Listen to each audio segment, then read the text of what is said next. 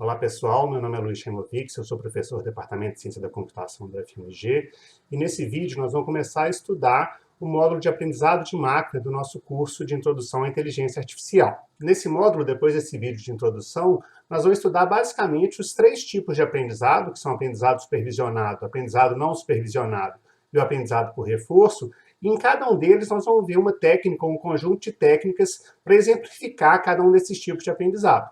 E no final eu devo colocar alguns pointers, né, para as outras disciplinas do departamento e para outras referências para vocês poderem se aprofundar no assunto de cada um desses tipos de aprendizado. E o que é o aprendizado de máquina?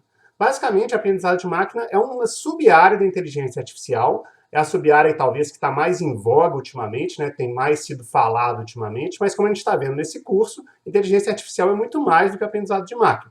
Mas atualmente, o aprendizado de máquina talvez é a área da inteligência artificial que está mais ativa, vamos dizer assim. E esse termo foi cunhado em 1959 pelo Arthur Samuel, que era um funcionário da IBM na época.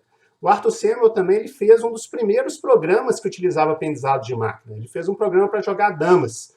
Basicamente, o programa, o algoritmo para jogar damas, jogava contra ele mesmo e com isso, com o resultado das partidas, se ele estava ganhando, se ele estava perdendo, ele aprendia quais eram as melhores jogadas.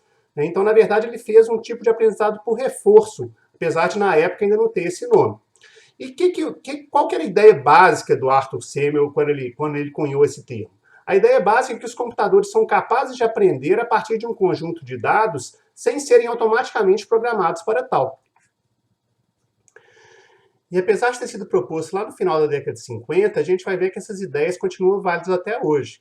Nós vamos ver nas próximas aulas que, através do aprendizado de máquina, os nossos agentes inteligentes vão ser capazes de fazer inferências, aprender relações, escolher as melhores ações, dado o estado do ambiente, tudo a partir dos dados que ele está recebendo no ambiente, tudo a partir da interação desse agente com o ambiente. E ele vai fazer isso sem necessariamente ter sido programado para fazer essas ações específicas. Nós vamos entender isso direitinho ao longo das próximas aulas. E existem três tipos básicos de aprendizado. O aprendizado supervisionado, no qual o nosso agente aprende a partir de dados que são rotulados. O aprendizado não supervisionado, no qual ele aprende a partir de dados não rotulados. E o aprendizado por reforço, no qual a gente aprende a partir da interação com o ambiente. Para explicar melhor os dois primeiros tipos, o aprendizado supervisionado e o aprendizado não supervisionado, eu vou utilizar um vídeo da professora Gisele Papa, também do Departamento de Ciência da Computação, onde ela explica esses dois tipos de aprendizado com mais detalhe. E depois eu volto para explicar o aprendizado por reforço para vocês.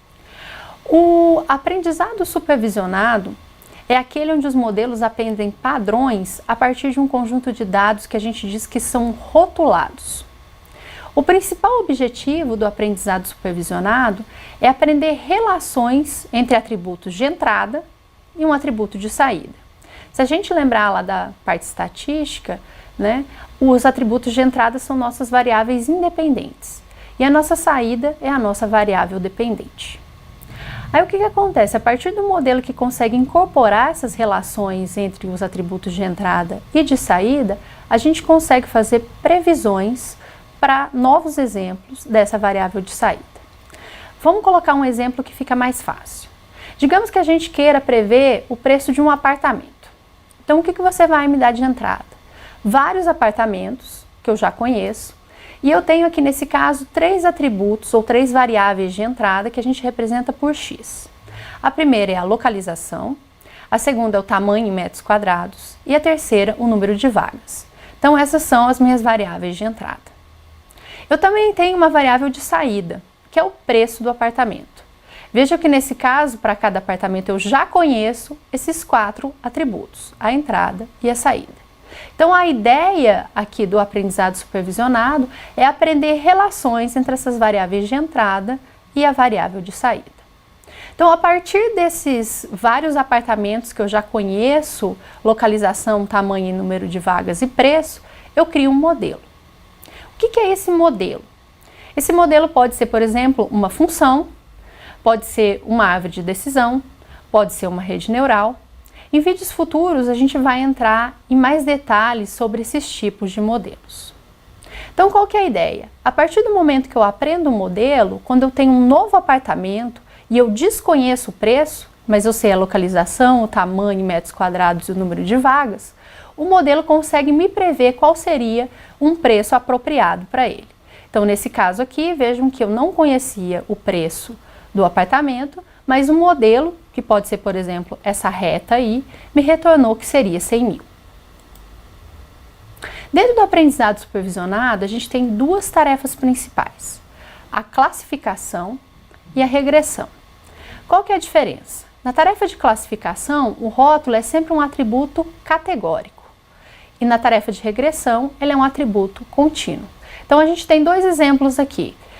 Para classificação, então, eu tenho, por exemplo, aqui, classificação de mensagens de e-mail como spam ou não spam. Então, eu tenho duas categorias, e a minha ideia é separar elementos nessas duas categorias.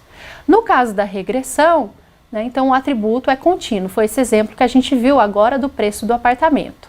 Então, eu tenho que prever o preço, que é uma variável contínua, a partir de várias variáveis de entrada. Então, isso é o aprendizado supervisionado.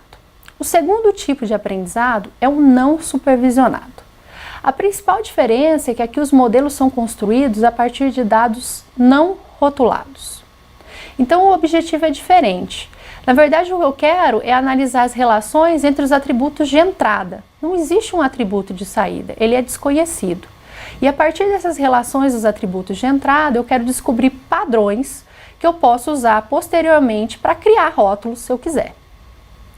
E essas relações, elas podem ser usadas para agrupar exemplos de acordo com similaridade, que vai me ajudar a entender melhor os dados.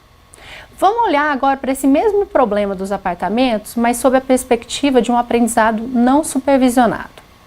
Eu continuo aqui tendo vários apartamentos, onde eu conheço a localização, o tamanho em metro quadrado e o número de vagas.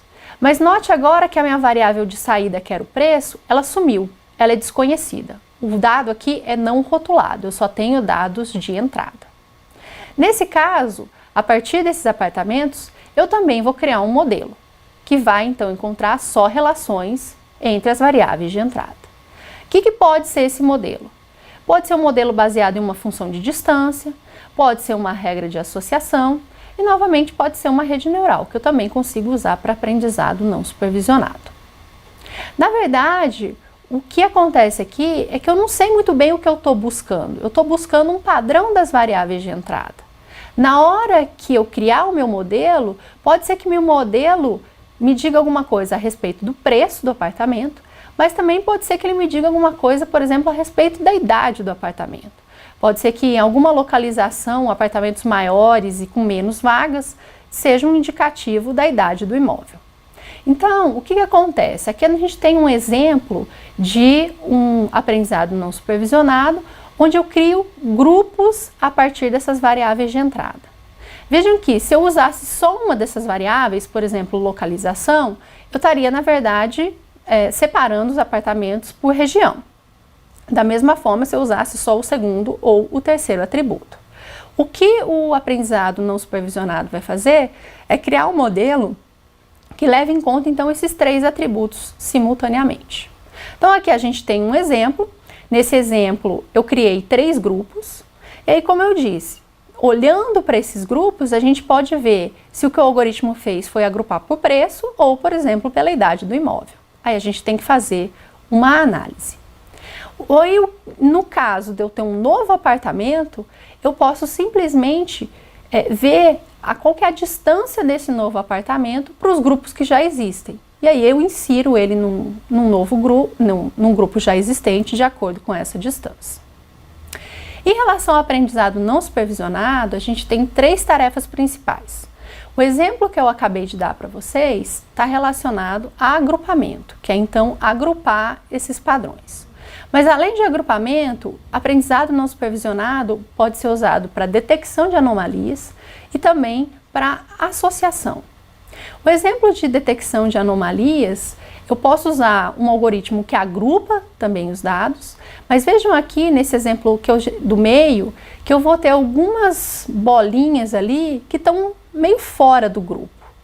Tá? Por que isso é importante? Pega, por exemplo, um caso de detecção de fraude. Tá? Existem padrões muito bem definidos, por exemplo, dentro de grupos de compras de consumidores diferentes. Mas eu posso ter transações que não têm a ver com nenhum desses grupos. E o que eu quero são realmente identificar essas transações diferentes, que são essas anomalias. A outra tarefa que a gente pode resolver é a tarefa de associação, que é eu encontrar padrões frequentes nos dados. Então, por exemplo, eu tenho aqui uma base de dados, que eu tenho ali que de 4 transações, em 3, todo mundo que compra a maçã também compra cerveja. É esse tipo de associação que um algoritmo não supervisionado consegue me dizer. Então, em resumo, a principal diferença entre esses dois tipos de aprendizado, o supervisionado e o não supervisionado, é eu ter um rótulo para a classe. Então a gente pode ver aqui que no supervisionado a gente já sabe que existem bolinhas e xizinhos, e o que a gente quer é aprender a separar os dois. No não supervisionado, eu não sei se tem bolinha e xizinho, eu tenho um monte de bolinha. E o que eu quero fazer é criar alguns padrões ou alguns grupos a partir das características, dos atributos de entrada das bolinhas. Já o aprendizado por reforço é um pouco diferente do aprendizado supervisionado e do aprendizado não supervisionado. No aprendizado por reforço, o nosso agente vai aprender interagindo com o ambiente. Então, a ideia é que nosso ambiente seja modelado como um MDP, como um Markov Decision Process, igual a gente viu nas últimas aulas, mas o agente não vai conhecer nem a função de transição, nem as recompensas. Então, ele vai aprender a melhor política e o valor de estado e o valor da função de estado para cada um dos estados, interagindo com esse ambiente. À medida que o agente interage com o ambiente, ele vai fazendo ações no ambiente e vai recebendo recompensas indo para novos estados. Com isso, ele vai aprender essa função de transição e vai aprender quais são as melhores ações para cada um dos estados. Esse termo, aprendizado por reforço, foi formalizado pelo Sutton e pelo Barto, que são considerados os pais do aprendizado por reforço, lá na década de 80, mas ele existe desde antes. Como eu falei, o Arthur Semel, lá de IBM, quando ele fez o programa para aprender a jogar damas, ele estava usando um tipo de aprendizado por reforço para o programa aprender as melhores ações no jogo de damas. Vamos então ver um exemplo do aprendizado por reforço. Nesse exemplo, a gente vai ter um carro que vai aprender a navegar no ambiente, evitando colisões com obstáculos que estão no ambiente. Então, o nosso ambiente vai ter obstáculos poligonais, igual esse obstáculo branco aqui, e o nosso carro vai ter sensores, a gente pode pensar que é um sensor laser ou um sonar, que vai indicar se tem obstáculo em cada uma dessas 5 direções aqui. Então, nesse caso aqui, ele está detectando que tem um obstáculo nessa direção e tem um obstáculo nessa direção, e essas 3 direções aqui estão livres. E o carro pode fazer 3 ações, ele pode só mudar a direção que ele está andando. Então ele pode ir para a esquerda, virar para a esquerda, virar para a direita ou permanecer reto. Então vamos ver o algoritmo agora em funcionamento.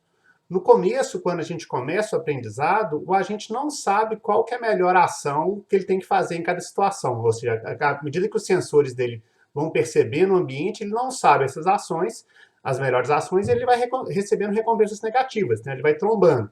Mas à medida que ele vai agindo e recebendo essas recompensas, ele vai vendo que ações que vão dar certo em cada situação e que ações que vão dar errado em cada situação. E com isso, para cada estado do ambiente, ou seja, para cada configuração dos sensores dele, ele vai aprendendo as melhores ações que ele vai fazendo.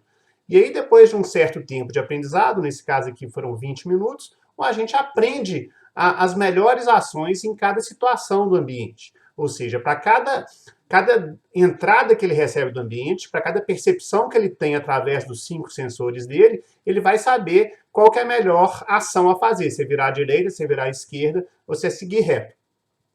O aprendizado por reforço ele é muito utilizado tanto em jogos quanto em robótica, que são exatamente situações onde os agentes, podem ser os agentes dos jogos, ou um robô, no caso, estão inseridos no ambiente e vão estar fazendo ações naquele ambiente. E ao longo desse curso, nesse curso nós vamos ver basicamente o Q-Learning, que é um aprendizado, o algoritmo talvez mais básico de aprendizado por reforço, e é exatamente o algoritmo que é utilizado nesse vídeo que vocês acabaram de assistir.